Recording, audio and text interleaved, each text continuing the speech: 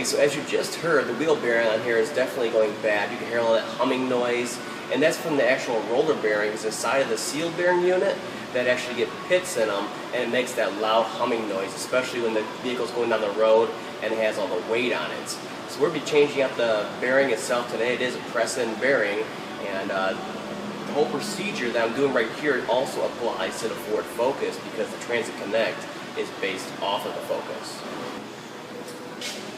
Alright, so first things first, obviously, is pull the wheel off. Should be 19 millimeter.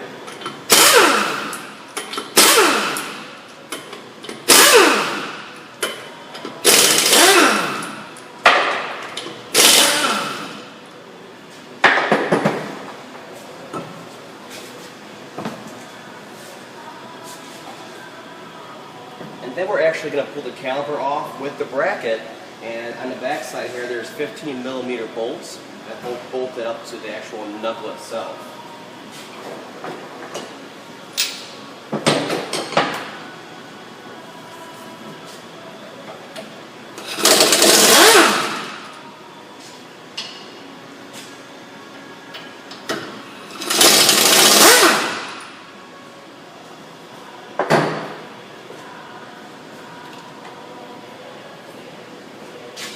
We're going to slide it off of here, get the last bolt out, that's how I look. We'll slide it off of here, and we're going to hang it to the strut.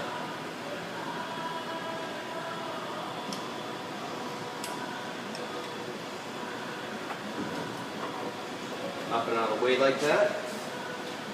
And the rotor should pull off. If not, we're going to tap it off of there with the hammer. And then right here is a 15 millimeter pinch bolt for the strut itself.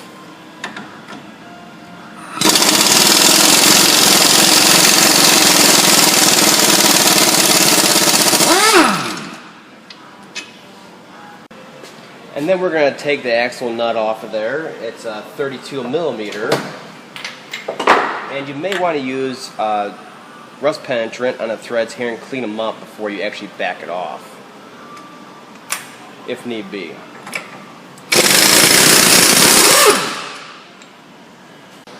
Now this axle shaft is pressed into here, so we got to get it out one of two ways. Put the nut back on there flush and tap on it. Something like this, where it's flushed out like that. And we can tap on it. Kind of push it through. But if you have an air hammer, like I do, we can get it out of there without damaging anything. Something like this.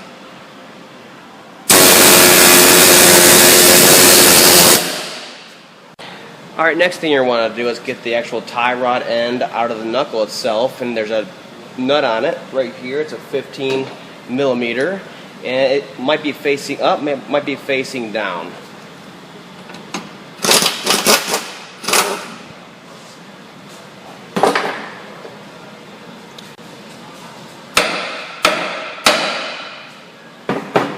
Something like that, and it'll pop right out of there. There is pullers, different kinds of pullers you can do to press it out of there, but wrapping on the side of the actual knuckle here works a lot of the times, and it's actually a Ford recommended procedure. Next thing we're going to do is get this ABS wiring up and off of here and the sensor out of here, and it's an 8 millimeter bolt.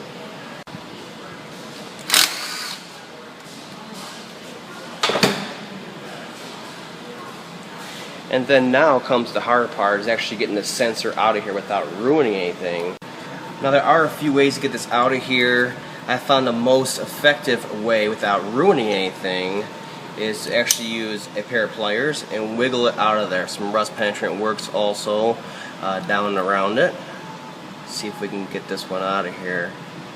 This one you can't turn fully because that's a flat blade style ABS sensor that goes in the back side of the bearing.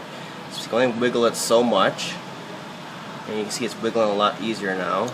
So once I can wiggle it enough, I'm going to start pulling up. And this may take some time, but if you got patience, you can save yourself from buying one of these sensors. It's coming a lot more now.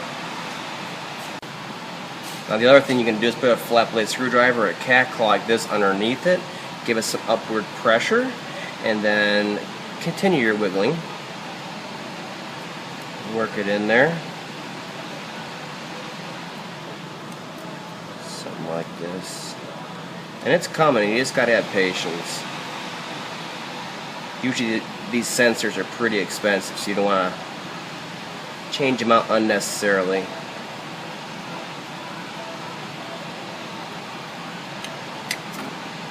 There it is. See, it's a flat blade style on the backside here that actually fits tight against the bearing on the backside and reads the reluctor ring in there. We'll get that sensor out of the way so we don't damage it. Alright, so the next thing we want to do is actually separate the knuckle from the strut. And the way we got to do that is with a mini sludge like this, and we're going to tap right here where it actually attaches to it, and we're going to try to separate the two of them.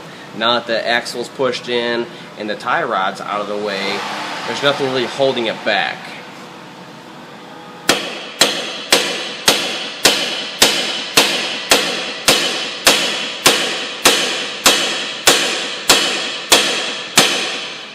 And then you'll see the strut like that start to deflect, and that's when we're getting really close to popping it out and away.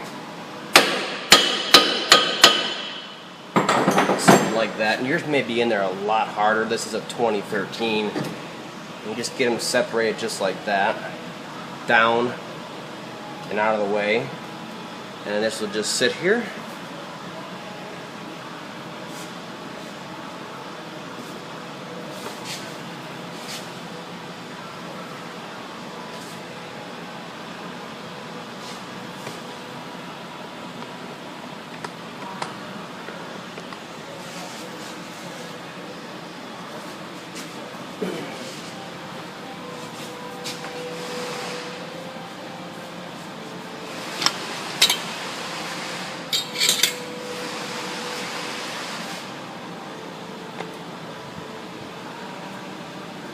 Okay, so we're going to go ahead and separate the half shaft from the knuckle now. We'll get that separated out of our way.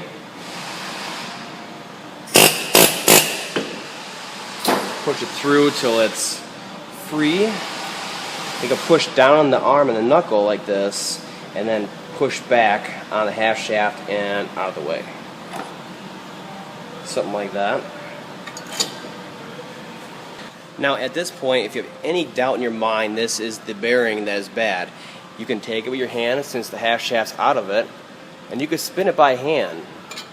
If you feel any kind of roughness on there, or hear anything, or feel anything, then you know it's bad, because when these are new and you spin by hand, they'll feel silky smooth.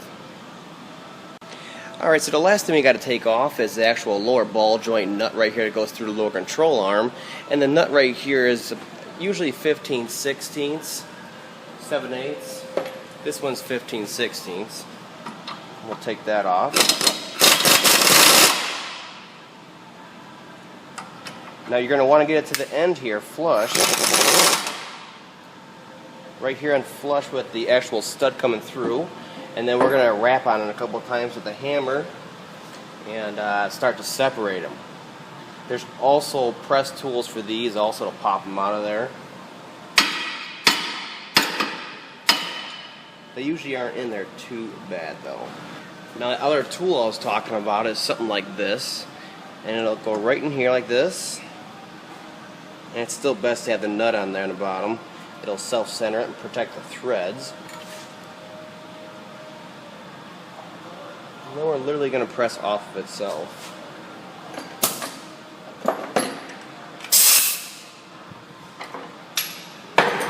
And this is the way I like to do it because it prevents a lot of damage.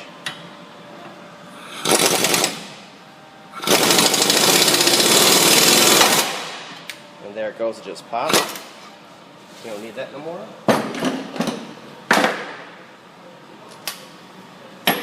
And then you're going to want to push it back in there a little bit so it has some resistance so you can finish taking this nut off of here.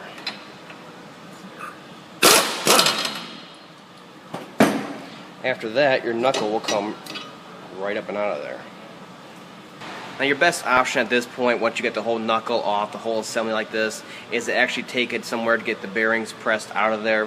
First thing you got to do is actually press the hub out of there, get that out of the way, and then we're going to take the snap ring out right here, and then we're going to press it the other way and get the actual bearing out of there.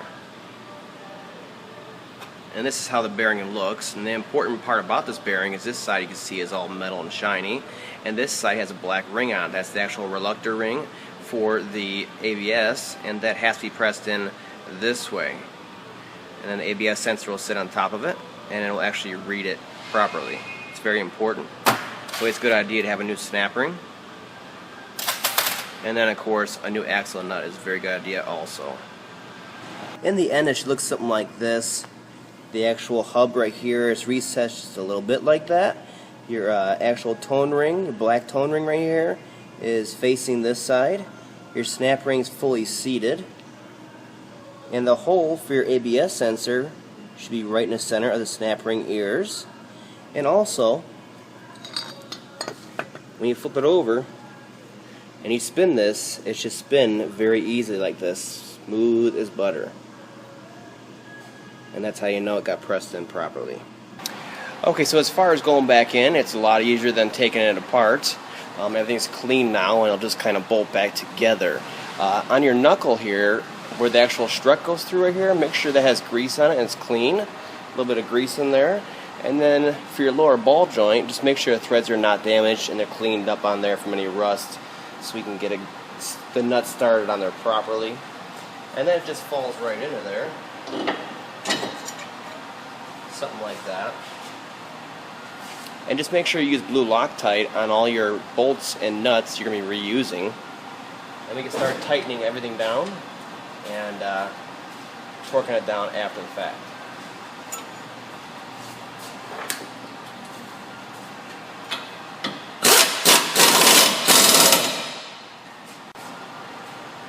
Next thing you want to do is get this half shaft back in there. Since we have full access right now.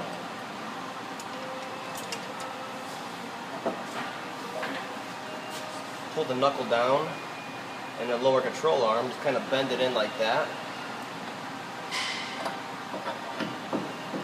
And then get it splined on there, and you'll feel when it's going through on there. Once you get it in far enough, we can concentrate on actually getting the knuckle into the strut. And then get a pry bar and stick it in the lower control arm for leverage, and we'll pull down with it so we can get underneath the strut.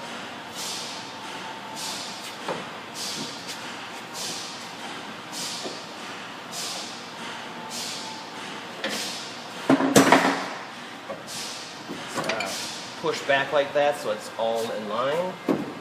When the strut itself is going back into the knuckle here, there's a bracket on it right here that you need to make sure goes into the gap right here. And then we're going to lamp the hole right here with the hole right here for the bolt. Now the best way to torque this axle nut right here is while it's off the ground.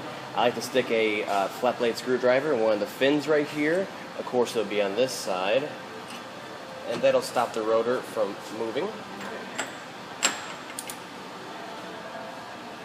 And then we'll torque it down. All these torque specs will be in the description down below.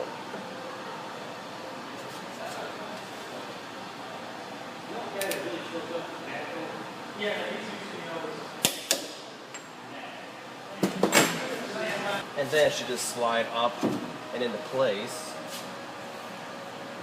And you got to stick your bolt in over here and tap it down until you actually find the hole.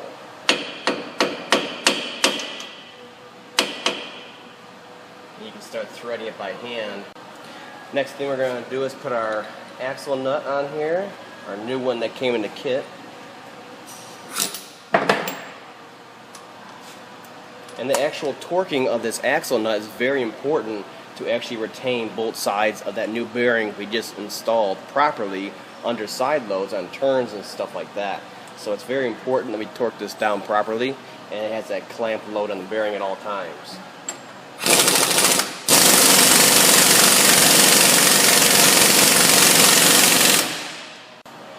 Alright, let's get our ABS sensor back in here. Just make sure you clean the actual shaft on here where it sticks through the knuckle, and then of course the face right here where it contacts the reluctor ring on the bearing we just installed. And I put a little bit of grease on the shaft right here.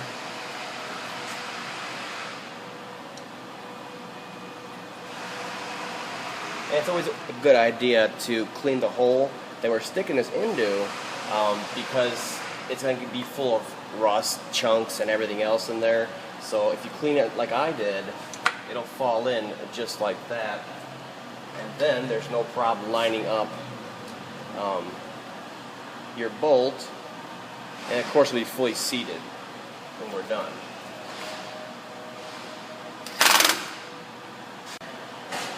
Next thing we'll do is get this tie rod end back in here, and make sure your threads in the very end right here are cleaned up, else you're going to have a hard time getting it threaded on there without the shaft spinning on here. So make sure it's cleaned up. We'll get that fully seated in there. Like that. And then same thing, blue Loctite, plenty of it. We'll get it threaded on there by hand, and I'll be able to cinch it down and it'll actually stay.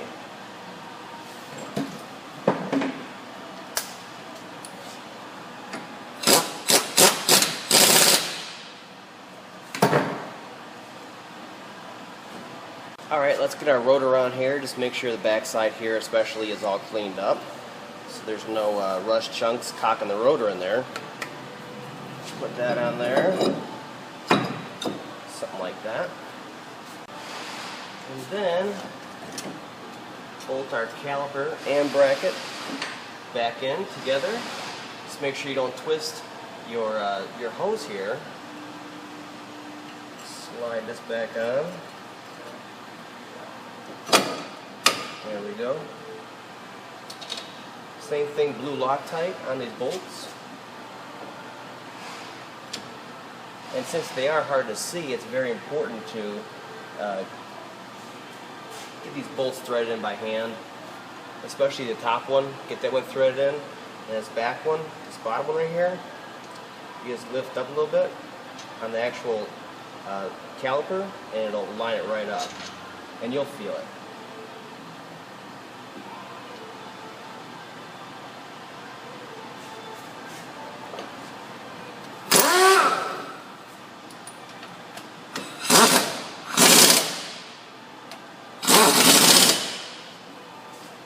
And now it's all back together. The last thing we got to do is torque each one of the nuts and all the bolts and everything we took off to do this repair, and then we can start putting the wheel back on, going for a test drive.